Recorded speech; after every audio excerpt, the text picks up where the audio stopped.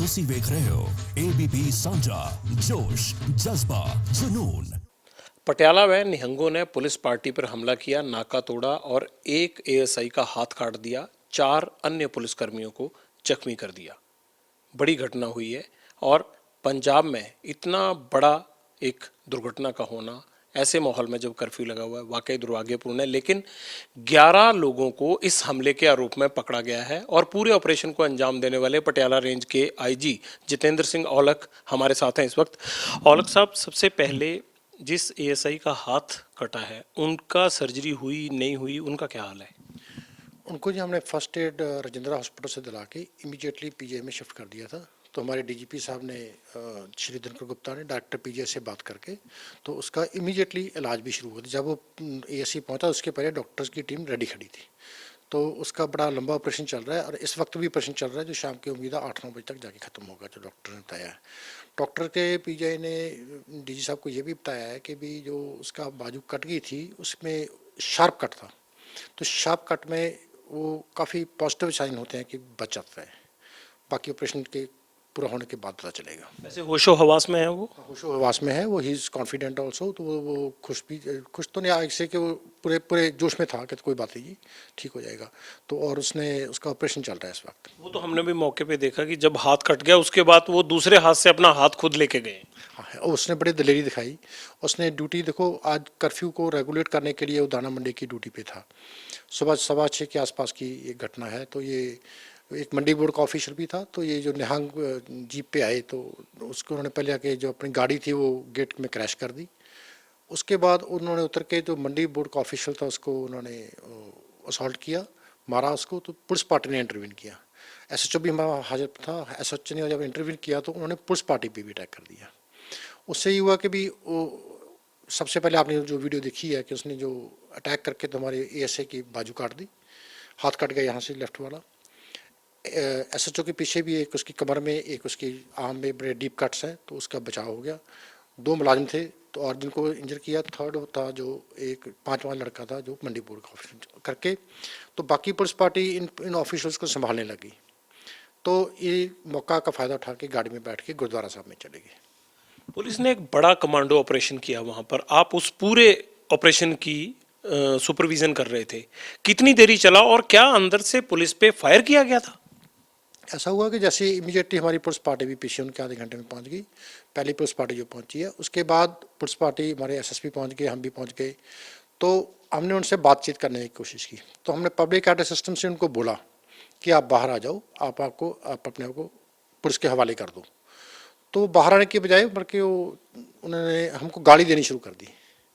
तो हमने उनको बोला कि गुरुद्वारा साहब के अंदर से आप गाली देते अच्छे नहीं लगते, ये बात अच्छी नहीं होती, आप बाहर आ जाओ। तो उन्होंने हमारी बात नहीं मानी। तो हमने कुछ 15-20 मिनट वेट किया। तो कुछ देर के बाद फिर हमने गांव वालों को बुला के 5-7 बंदों को रिक्वेस्ट करके उनको उनके गुरुद्वारा साहब के पास अंदर उनके पास भेजा ताकि उनसे बातचीत करके उनको कन्विंस करके बाहर लाया जाए। उन्होंने भी आधा घंटा 35-40 मिनट बात की उनसे। तो बाहर आके उन्होंने हमें कोई तकरीबन 10:15-10:30 के आसपास आके बताया कि जी वो नहीं मान रहे बाहर आने को। तो वो तो कहते हम बाहर नहीं आएंगे। तो हमने पूछा उनके पास क्या क्या, उनके पास उन्होंने बताया कि कुछ वेपन्स भी हैं। तो वो चलो हमने कोशिश की कि फिर इनको बातचीत किया। तो वो फिर वहाँ से वो गाली देने लगे। उन्होंने कोई बात नहीं सुनी हमारी। जैसे हमने पुलिस पार्टी क्लोज़ किया तो अंदर से हमें एक फायर की आवाज़ भी आई।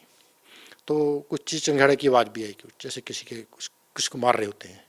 तो जैसे ही उसके बाद मैंने और मेरे एसएसपी हम दोनों ने उसको लीड करके उसको एंटर किया। एंटर करके जैसे हमारी पुलिस पार्टी एंटर की तो उन्होंने हम पे अटैक कर दिया।